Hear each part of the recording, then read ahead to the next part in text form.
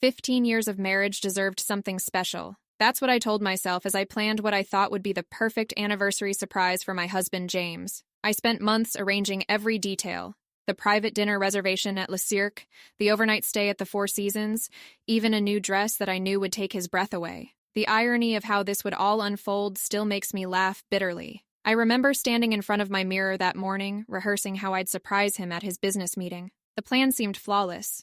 I'd cleared it with his assistant Maria weeks ago. She'd helped me arrange everything, making sure his calendar was blocked off for the afternoon and evening. I'd even packed him an overnight bag, hiding it in my car trunk alongside my own luggage. The text from James came right on schedule that morning, telling me he had an important client meeting at the Metropolitan Hotel downtown and would be home late. I smiled to myself, thinking about how surprised he'd be when I showed up. I'd planned to walk into the conference room near the end of his meeting, dressed to impress, and whisk him away for our romantic evening. I spent the afternoon at the salon, getting my hair and makeup done. The stylist curled my dark hair into soft waves, and I felt beautiful for the first time in months. Between raising our 2 teenagers and managing my real estate business, I rarely took time for myself anymore. But this day was special. 15 years of building a life together, facing challenges, raising our children. I wanted everything to be perfect. The Metropolitan's lobby was exactly as Maria had described, all marble and gleaming brass, with a grand staircase leading to the conference rooms. I checked my reflection one last time in a mirrored column, smoothing down my red silk dress. The front desk clerk smiled warmly when I explained I was surprising my husband in the Windsor room. Her hesitation should have been my first clue. Walking down the hallway, I heard laughter coming from behind the partially open door. I recognized James's laugh immediately, that deep, genuine chuckle that had first attracted me to him at a friend's barbecue 17 years ago. But the female laugh that followed wasn't from any client I knew. My hand froze on the door handle as I heard my husband's voice drop to that soft, intimate tone he usually reserved for our private moments. I wish I could say I walked away then, that I preserved my dignity and confronted him later. Instead, I pushed the door open wider, my anniversary surprise transforming into my own shocking revelation. The conference room was actually a hotel suite. James sat on a plush sofa, his suit jacket draped over a chair, his arm around a woman I recognized as Jennifer from his marketing department. The bottle of champagne on the coffee table and the scattered rose petals told me everything I needed to know. The look on his face when he saw me standing there in my red dress, I'll never forget it. Shock, guilt, and something else. Relief? Perhaps he was tired of maintaining the lie. Jennifer jumped up, grabbing her blazer and mumbling something about a mistake. I barely noticed her rushing past me. My entire focus was on the man I'd trusted for 15 years, the father of my children, who now sat before me looking like a stranger. In that moment, all the small inconsistencies of the past year suddenly aligned into a clear picture. The late meetings that had become more frequent, the business trips that seemed unnecessarily long, the new cologne I'd noticed but hadn't questioned, the password he'd recently added to his phone. Even Maria's slight hesitation when helping me plan this surprise. She must have known, must have struggled with her role in maintaining his deception. I turned and walked out before he could say anything. My heels clicked against the marble floor as I made my way to the elevator, each step echoing like a countdown to the end of my marriage. I could hear him calling my name, following me, but I didn't stop.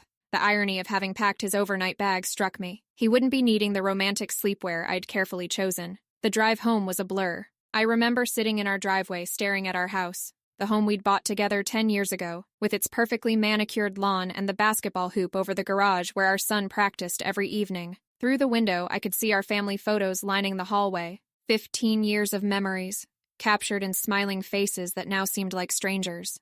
My phone kept buzzing with messages from James, explanations, apologies, pleas to talk. I turned it off and went inside, grateful that both kids were at friends' houses for the night. The anniversary cards they'd made us sat on the kitchen counter. Sweet, homemade expressions of love for parents they believed were happy together. I slid them into a drawer, unable to look at them. Hours later, when James finally came home, I was sitting in the dark of our bedroom. The overnight bags were still in my car, the dinner reservation long past, the hotel room sitting empty. He tried to explain. It had only been going on for 6 months. It didn't mean anything. He loved me and the kids more than anything. The usual excuses that cheaters make when they're caught. I listened in silence, wondering how many times he'd rehearsed this speech, preparing for the day his careful deception would unravel. The next few weeks passed in a fog of lawyers' meetings and painful conversations with our children. James moved into an apartment across town. Jennifer transferred to another office. Life continued, Though everything had changed, our son stopped playing basketball, the hoop standing unused like a monument to our broken family. Our daughter started acting out at school, her grades slipping as she struggled to process the destruction of her parents' marriage. The hardest part wasn't the betrayal itself. It was the realization that our entire relationship had been built on my willingness to trust and his ability to exploit that trust. Every anniversary celebration, every family vacation, every quiet moment we'd shared had been overshadowed by his capacity for deception. I found myself questioning everything, wondering what else he might have hidden over the years. Months later, I found the anniversary gift he'd bought me, still wrapped in the back of his closet as I packed up his remaining things. It was a beautiful sapphire necklace, my birthstone. The receipt showed he'd bought it weeks before, planning to give it to me even as he continued his affair. I returned it to the jewelry store, using the money to buy myself something I'd always wanted instead: scuba diving lessons. It felt appropriate somehow, learning to breathe underwater while my old life drowned. The original anniversary restaurant, Le Cirque, became my go-to spot for important client meetings. There was something satisfying about transforming what should have been a romantic memory into a tool for my professional success. The first time I hosted a dinner there, I wore the red dress from that infamous day. It felt like reclaiming a piece of myself that had been lost in the ruins of my marriage. A year has passed since my anniversary surprise went wrong. Our divorce was finalized last month. The papers signed in the same hotel where I'd discovered his infidelity. I chose the location deliberately, a small act of defiance, showing him I could return to the scene of his betrayal without breaking. James looked older, tired, the weight of his choices evident in the new lines around his eyes. I learned that Jennifer wasn't his first affair, just the one that finally exposed his true nature. Other women came forward after our separation became public, a pattern of infidelity that stretched back years. Each revelation hurt less than the last, like building up an immunity to a poison. Maria, his assistant, finally confessed to knowing about several of them, her guilt at helping him maintain his lies eventually becoming too much to bear. Now, as I approach what would have been our 16th anniversary, I find myself reflecting on the gift of that failed surprise. While it shattered the life I thought I had, it also freed me from a relationship built on lies. Our children, though initially devastated, have shown remarkable resilience. They're learning valuable lessons about self-respect, honesty, and the courage to face uncomfortable truths. Last week, I sold my anniversary rings and used the money to start a college fund for our kids.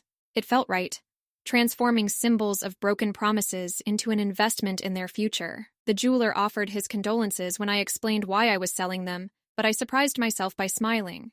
These rings no longer represented loss to me. They represented liberation. The red dress still hangs in my closet, a reminder not of betrayal, but of my own strength.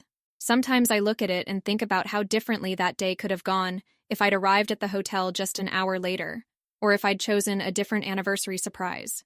But timing has a way of revealing what needs to be revealed, when we're ready to see it. I've learned that sometimes the worst moments of our lives become catalysts for necessary change. My elaborate anniversary surprise didn't save my marriage as planned, but it saved me from spending more years with someone who didn't deserve my trust. It's not the gift I wanted, but it's the gift I needed. The truth, in all its painful clarity, and the chance to build a new life on a foundation of authenticity rather than illusion. These days, I celebrate different anniversaries. The day I filed for divorce, the day I bought my own home, the first time I laughed without feeling guilty about it. Each milestone marks another step away from the woman who planned that surprise, and toward someone stronger, wiser, and finally, genuinely happy. Sometimes the best gifts are the ones we never wanted to receive, wrapped in moments that break us open and force us to rebuild.